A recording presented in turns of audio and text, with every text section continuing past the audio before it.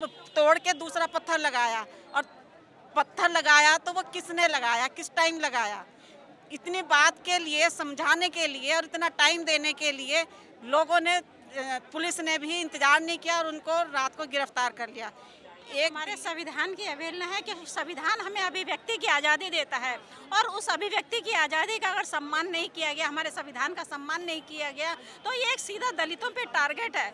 और ये दलितों को टारगेट बनाया जा रहा है। जब दलितों के बहन बेटियों के साथ में बलात्कार होता है, या उन्हें जिंदा जला दिया जाता है, या बाबा साहब की मूर्तियाँ जगह जगह तोड़ी जा रही हैं, तो क्या हमारी आस्था को ठेस नहीं पहुँचती है? स्वागत है आपका नेशनल डिस्ट्रिक्ट में। मैं हूं आपके साथ फरीद सफी। जिस तरह से देश में जो जातीय हिंसा है वो लगातार बढ़ती जा रही है, बेरोजगारी को छोड़कर लोग अपनी भावनाओं को लेकर किसी की गिरफ्तारी हो जाती है। इसी चीज़ सब मुद्दों पर आज मैं ड्यू कैंपस में मौजूद हूं। जो प्रोफेसर रतन लाल को गिरफ्तार किया गया, उनके लिए यहाँ पे जो स्टूडेंट्स हैं वो लगातार प्रोटेस्ट कर रहे हैं कि उनकी रिहाई होनी चाहिए।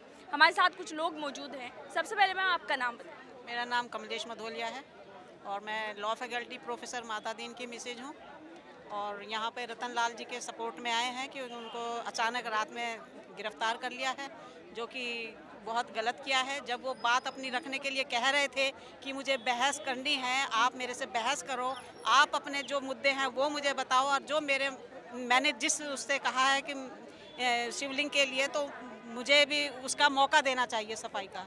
लेकिन पुलिस ने रात को गिरफ्तार कर लिया शाम को, और ये गलत किया है। ये बहुजन दलित लोगों के लिए बहुत ही शर्म के लिए बात है कि हम इतने लोग होने के बावजूद भी और इस तरह से हमारे ऊपर अत्याचार है। एक दिल्ली यूनिवर्सिटी का प्रोफेसर को अगर इस तरह गिरफ्तार कर लोगे तो आम जनता जो गरीब आदमी है उनके ऊपर आप सोच सकते हो कि कितने अत्याचार होते होंगे। हर एक गांव में, हर एक जगह हमारी बहन बेटियों को बलात्कार किया जा रहा है, मारा जा रहा है, पीटा जा रहा है, खेतों में उनके साथ अत्याचार, फैक्ट्रियों में उनके साथ अत्याचार हो रहा है, सब जगह से हमारे लोगों पे अत्याचार हो रहा है। हमारी कोई भावना नहीं है, इनकी आस्था पे भावना हो जाती है। प्रधानमंत्री के लिए काशीनाथ विश्व का जो बनाया गया है इन्होंने बाबा का मंदिर, उसके लिए 300 मंदिर तोड़ दिए। उनके लिए एक बार भी इनके लिए कोई आस्था नहीं खत्म हुई किसी की। और वहाँ शिवलिंग, मस्जिद में जाके शिवलिंग में वहाँ ढूंढ रही हैं औरतें भी और दूसरे लोग भी। क्या मस्जिद में ही शिवलिंग मिलेगा? अगर शिवलिंग है भी तो ये भी तो हो सकता है कि जमुना यमुना तहजीब की वजह से वहाँ पे रखा हो। तो अभी जो प्रोफेसर साहब ने कहा वो सिर्फ इसलिए कहा था कि उसको परखा जाए पहले कि वो वाकई में शिवलिंग है या नहीं है। ऊपर से किसी ने तोड़ा है तो क्यों तोड़ा है, मतलब अभी पुष्टि नहीं हुई कि शिवलिंग है या नहीं है। हाँ। अगर वो पोस्ट करते तो जब भी लोगों की भावनाएं आहत होती। हाँ। तो अभी तो उन्होंने सिर्फ ये कहा था कि ये कब तोड़ के दूसरा पत्थर लगाया, और पत्थर लगाया तो वो किसने लगाया, किस टाइम लगाया। इतनी बात के लिए, समझाने के लिए और इतना टाइम देने के लिए लोगों ने, पुलिस ने भी इंतजार नहीं किया और उनको रात को गिरफ्तार कर लिया। एक दिल्ली में प्रोफेसर हो के इतना बड़ा अत्याचार होगा तो कैसे हमारा संविधान चलेगा। ये संविधान से उल्टे काम कर रहे हैं, हमारे संविधान को ख़त्म कर रहे हैं। हमें अभी चाहिए अब कि हमें अपने संविधान को बचाने के लिए संविधान चालीसा का, हमें हर जगह संविधान चालीसा को, जो संविधान में हमारे लिखे हुए हैं, हम उनको लागू करेंगे। और ये कहने के लिए हमें कहते हैं जब वोट की बारी आती है तो हम हिंदू बन जाते हैं, और जब हमारे कोई हक अधिकार की बारी आती है तो हम हिंदू है नहीं, हम दलित बन जाते हैं। तो इसलिए हम अब दलित नहीं बनेंगे, ना हम हिंदू हैं ना हम दलित हैं। हम संविधान के एक नागरिक हैं और वही रहेंगे।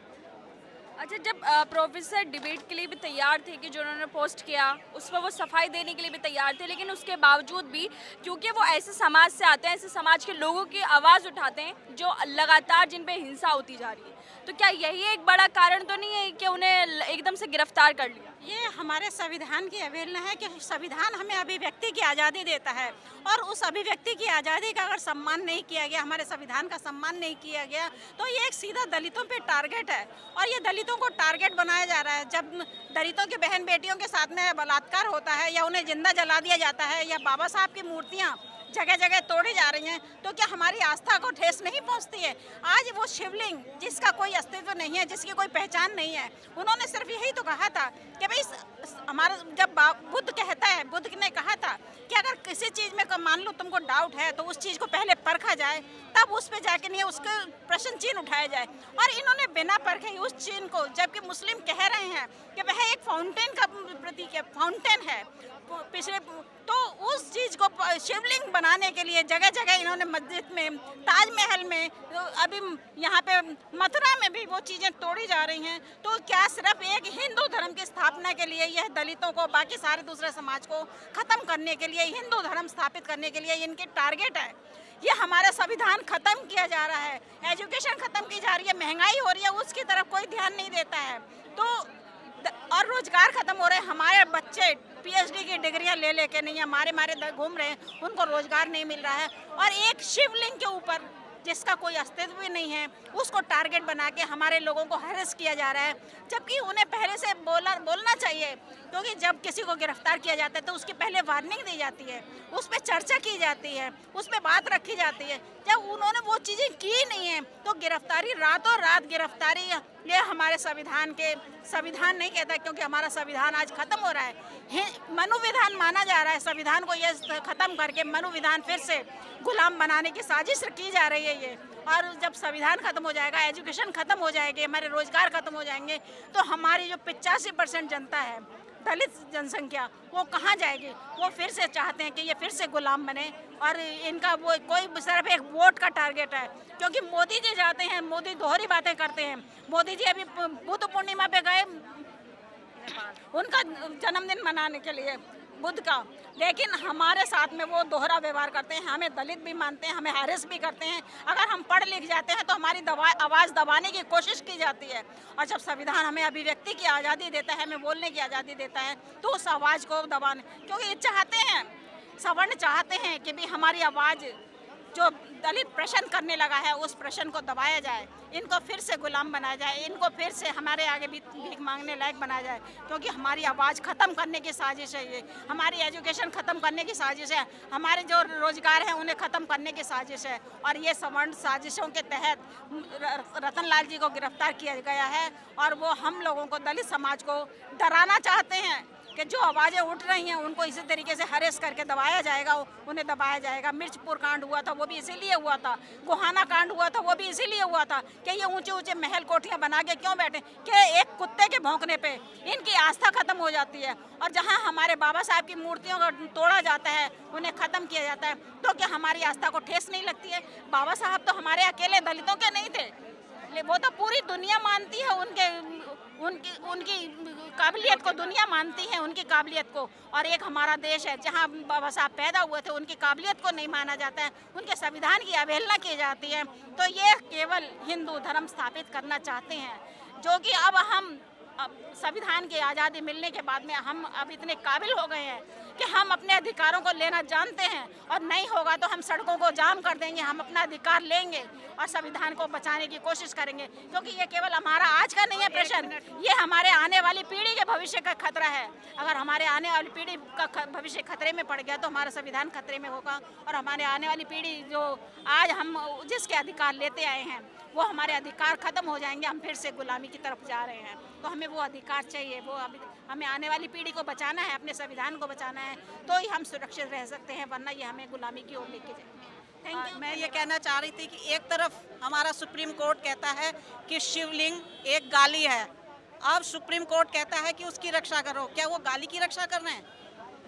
भाई सुप्रीम कोर्ट को एक तरीका था जो 91 में एक्ट बना था, उसको पार करना था, हमको कुछ भी नहीं आगे करना था। ऐसे तो हर एक जगह आप मुस्लिम हिंदू करते रहोगे तो दूसरा लोग कोई रहेगा नहीं, तो ये बहुत गलत है। अच्छा सर, जिस तरह से ड्यू एक इतनी बड़ी यूनिवर्सिटी है, वहाँ के प्रोफेसर को गिरफ्तार कर लिया जाता है बिना वारंट के, सिर्फ इसलिए क्योंकि किसी की धार्मिक भावनाएं आहत हो जाती हैं। क्या प्रोफेसर को भी ये देखना पड़ेगा कि वो क्या पढ़ाएं क्या ना पढ़ाएं, कभी किसी लोगों की धार्मिक भावनाएं तो आहत ना हो जाए, फैक्ट से हटकर भावनाओं पर जाना पड़ेगा? देखिए, ये धार्मिक भावनाएं आहत नहीं हुए, ये उनकी एक पीड़ा है, तकलीफ है, जो उन्होंने कोशिश की ना कश्मीर फाइल से लेकर के, और दिल्ली में, पूरे भारत में इन्होंने कोशिश की कि हिंदू मुस्लिम फसाद हो जाए। तो उसमें दलित वर्ग जो SC ST का जो पूरा तबका है, क्योंकि पिछले 20-25 वर्षों से जिस तरह से बहुजन मूवमेंट चला है और डॉक्टर अंबेडकर की तरफ, संविधान की तरफ हमारा जो समाज आया, नौजवान आए, पढ़ा लिखा तबका, तो अब इन दंगे फसादों से दूर हैं, वो इनके दंगे हुए नहीं। तो ये तकलीफ ये है कि जब हिंदू मुस्लिम फसाद में इनके हिंदू धर्म को बचाने के लिए SC ST नहीं आए, तो अब जो SC ST के स्कॉलर हैं, जो उनके बुद्धिजीवी हैं, जो फोर फ्रंट के उनके लीडर्स हैं, उन लीडर्स को अब टारगेट करके जेलों में डालो, उनके ऊपर अत्याचार करो, झूठे झूठे केस बनाओ, जिससे कि ये जो दलित समाज है जो फिर वो लीडरशिप विहीन हो जाए और फिर उनको इस्तेमाल कर पाएंगे अपने उस मकसद के लिए, उस जलील मकसद के लिए कि देश को तोड़ने की साजिश। अभी पीछे देखो कितने 2 साल हो गए लगातार हिंदू मुस्लिम, कभी मस्जिद, कभी कुतुब मीनार, कभी ताजमहल। अब वो ताजमहल, कुतुब मीनार वगैरह तो देश को कमा के देते हैं। वो 200 करोड़ रुपया उन 5 मोनूमेंट्स ने पिछले 3 साल में दिए, जिसमें 22.5% SC ST का हिस्सा है, हमारा उसमें एजुकेशन का हिस्सा है, सब रोजगार का हिस्सा है, बजट का हिस्सा है और पूरे देश का इसमें हिस्सा है। जो डेवलपमेंट होते हैं, जो वेलफेयर के काम होते हैं, उस पैसे से होते हैं। अब ये मंदिर कौन सा पैसा देते हैं? एक मंदिर से बता दो अगर सरकारी खाते में पैसा हो, टैक्स भी वो एग्जेम्प्ट करवा लेते हैं। तो अभी ये इनकी खींच है कि ये हिंदू मुस्लिम फसाद नहीं हो पाया, SC ST के लोग उसमें नहीं जा पाए, तो जो उनके लीडर हैं, जो इनको सिखा रहे हैं बाबा साहब के बारे में, संविधान के बारे में, उनको पकड़ो, उनको टारगेट करो, उनको जेलों में डालो। और लेकिन ये जो घटना हुई है प्रोफेसर रतनलाल जी की, ये पूरी तरह से गैर संवैधानिक है, क्योंकि संविधान का आर्टिकल 22 कहता है कि आपने अगर किसी उसकी गिरफ्तारी करनी है तो सबसे पहले नोटिस देना पड़ेगा उनको, इन्वेस्टिगेशन होगी, उसके बाद ये होगा। दिल्ली पुलिस ने पूरी तरह से उन तमाम चीज़ों को, क्योंकि प्रोफेसर रतनलाल कोई सामान्य नागरिक नहीं है, वो एक बड़ी पूरे देश की एक बड़ी नामचीन यूनिवर्सिटी के एक सम्मानित प्रोफेसर हैं, जिम्मेदार पद पे हैं, संवैधानिक पद पे। आप उनको फ़ोन कर भी कर सकते थे, सुबह भी आ सकते थे, उनको सुबह भी अरेस्ट कर सकते थे, रात को। ऐसी कौन सी आफत आ गई? आप दहशत मचाना चाहते हैं, टेरर, आप टेरर, एक तरह का ये टेररिज्म है। ये आप संवैधानिक पदों पे बैठ करके उनको आप लोगों को टारगेट कर रहे हो, SC ST के लोगों को, जो मुस्लिमों के खिलाफ नहीं जा रहे हैं, आप उनको टारगेट कर रहे हो। भाई हमारा मुस्लिमों ने क्या बिगाड़ा? हम क्यों जाएंगे उनके खिलाफ? हमें क्या जरूरत? अगर तुम्हें लड़ने अपने मंदिर मस्जिद बचाने हैं, अपने तुम बचाओ यार, खुद बचाओ जा करके। हमें आज तक हम जो विक्टिमाइज हैं वो तुमसे ही तो विक्टिमाइज है, मुस्लिमों से थोड़ी हैं। हमें ना मुस्लिमों से कोई शिकायत है, ना आपसे कोई मतलब है। हमें हमारे 22.5% कॉन्स्टिट्यूशनल अधिकार से, इसलिए हम संविधान चालीसा पढ़ रहे हैं। हमने पूरे देश में संविधान चालीसा का प्रोग्राम चल रहा है और अपने लोगों को कह रहे हैं कि अपने अधिकार को लो। और 25 सूत्री मांग पत्र हमने भारत सरकार को दिया है, जिसमें हमारा शिक्षा, धन और धरती में 22.5% जो हिस्सेदारी होती है हमें दो। और आप चाहे देश को 1-1 इंच भूमि बेच दो।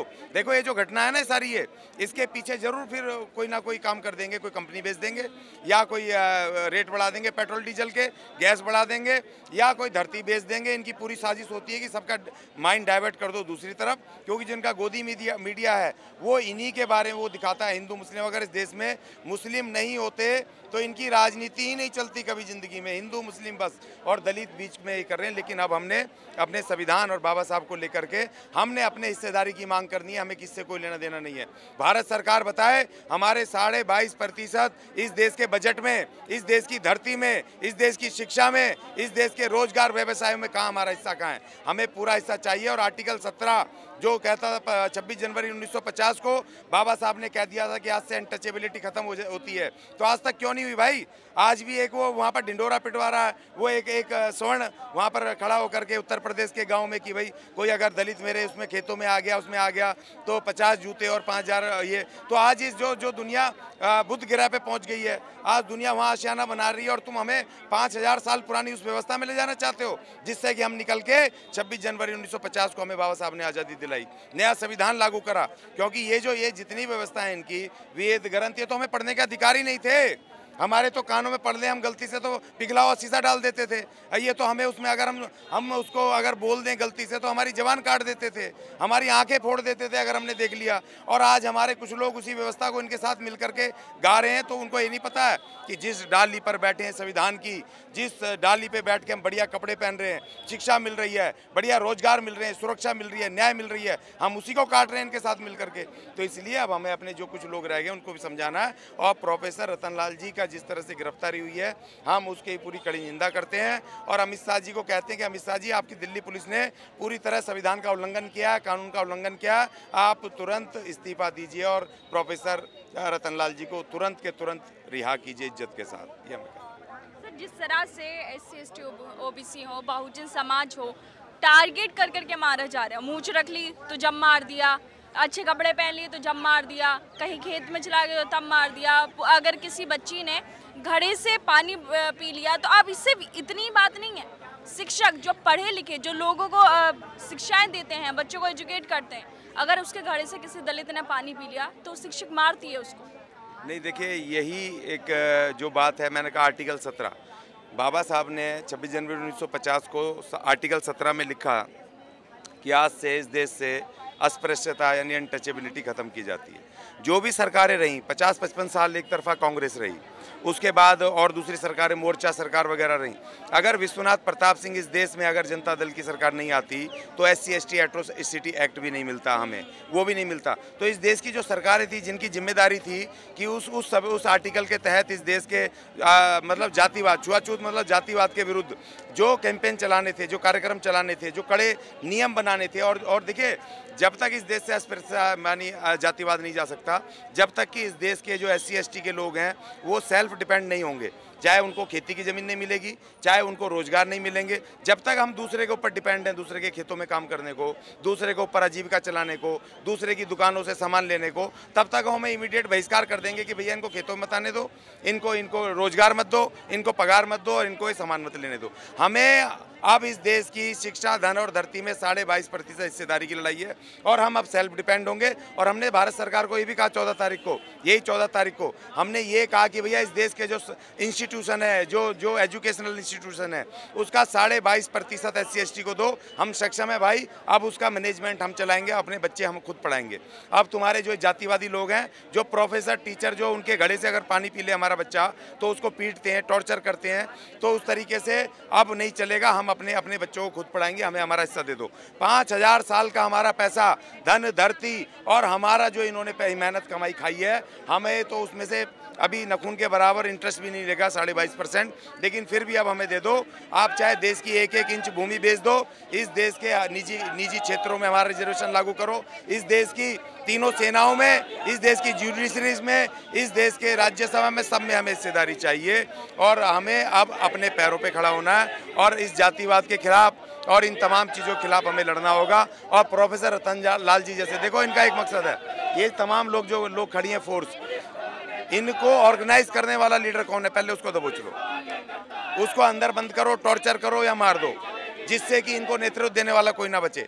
जब नेतृत्व आप खत्म कर दोगे, लेकिन आज इनको ये नहीं पता, पिछले 20 साल से, जो 25 साल से बहुजन मूवमेंट चला है, उससे जो हमारे पढ़ लिख करके नौजवान आए हैं, हमारे बहुजन मूवमेंट आगे आए, निकल के आए, डॉक्टर अंबेडकर, फूले, साहूजी महाराज और ये तमाम जो जितनी भी विचारधाराएं चली हैं, तो उससे अब हमारे लोग अब समझ गए हैं कि हम हिंदू नहीं हैं, हम इस देश के नागरिक हैं। बाबा साहब ने प्रेम्बल में लिखा था, we the people of India, हम भारत के लोग हैं और इस देश के संविधान को भी बचाएंगे, अपने SC/ST को भी बचाएंगे और इस देश की इसमें शिक्षा और अपने उसमें धन और संपत्ति में 22.5% हिस्सेदारी हम लेके रहेंगे। जैसे अभी काशी विश्वनाथ जो कॉरिडोर है, प्रधानमंत्री मोदी ने उसका उद्घाटन किया, लेकिन उसके पीछे कितने ज़्यादा मंदिर तोड़ दिए गए, शिवलिंगें तोड़ दी गई, यहाँ तक जो शिवलिंग है नालियों में पड़ी हुई है, सिर्फ बाहर पड़ी हुई है, लेकिन जब इन लोगों की भावनाएं आहत नहीं होती। लेकिन अगर कोई प्रोफेसर एक पोस्ट लिख देता है, जबकि ये पुष्टि भी नहीं हुई कि ज्ञानवापी मंदिर में शिवलिंग है कि नहीं, लेकिन उस पर इनकी भावनाएं आहत हो जाती है। नहीं, देखिए,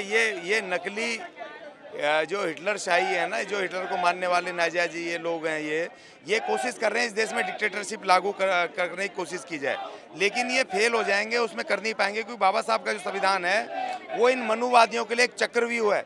जितना ये उसको तोड़ने की कोशिश या उसमें कुछ गलत करने की कोशिश करते हैं, उतने ही उस चक्रव्यूह में फंसते हुए चले जाते हैं।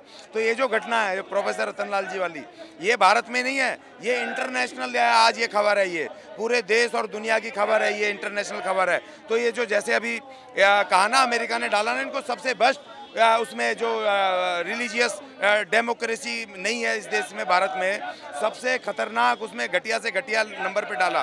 तो इसीलिए ऐसा नहीं कि इंटरनेशनल वो नहीं दे रहे हैं, लेकिन हमें सबसे पहले फोर फ्रंट पे हमें खुद लड़ना होगा अपने उसके लिए। लेकिन ज़्यादा चलने वाले नहीं है, बहुत डरपोक हैं कच्चेदारी, इनमें ज़्यादा हिम्मत नहीं है। ये तो हमारे नौजवानों के ऊपर, कुछ नौजवान जो हमारे देवी देवताओं के चक्कर में, भगवानों के चक्कर में, जो आरएसएस ने पिछले 20-25 साल से उनके बीच में काम किया है, तो उसके थोड़े प्रभावित में। लेकिन अब कुछ नहीं है। अब हम देखिए, हम इनकी पूरी इनकी टांगे हम हैं, ये हमारे ऊपर खड़े हैं। जैसी टांगे हटी तो चारों खाने चित हो जाएंगे, चलने की इनकी औकात नहीं है। ये बहुत डरपोक हैं, एक जोर से नारा लगाना है, इनके दिल में छेद हो जाएगा। बहुत डरपोक हैं, इनमें ज़्यादा दम नहीं है। क्योंकि अगर डरपोक नहीं होते तो तीनों किसानों के एक्ट वापस नहीं लेते। ये तीनों किसान बिल जितने भी इन्होंने आज तक कुकर्म करे हैं, सारे इनको वापस लेने पड़े। अभी देखिए, देशद्रोह लगा रहे थे सब पे। अभी इन्होंने खुद जब इन्होंने शिवसेना जैसी पार्टी, ममता बनर्जी जैसी पार्टी, जब इन्होंने इनके लोगों को देशद्रोह ठोकने शुरू करे, तो गधे की तरह वहाँ सुप्रीम कोर्ट में हलफनामा दे रहे हैं कि हम देशद्रोह का वापस ले रहे हैं। ये बहुत डरपोक हैं। एक ताकत से मिलकर के, मैं तो कह रहा हूँ ना, सारे दिल्ली के जितने लोग हैं मिलकर के इनके जेल ही देखते हैं। हम जेल ही भर दो, सबको बोल दो अपने अपने कहीं नहीं जाना। जो जौन से थाने के पास जिनका घर है बहुजनों का, उस थाने को घेर दो और बताओ ले चलो में कौन सी, कितनी जेलों में तुम्हारी जगह है। 35 करोड़ है हम देश में, बताओ कितनी तुम्हारी पुलिस है, कितने तुम्हारी जेल है, हम भरेंगे जेल। और ये जेल भरो आंदोलन करना पड़ेगा। तुम हमारे एक प्रोफेसर को लाओगे, हम सभी चलेंगे तुम्हारी जेलों में।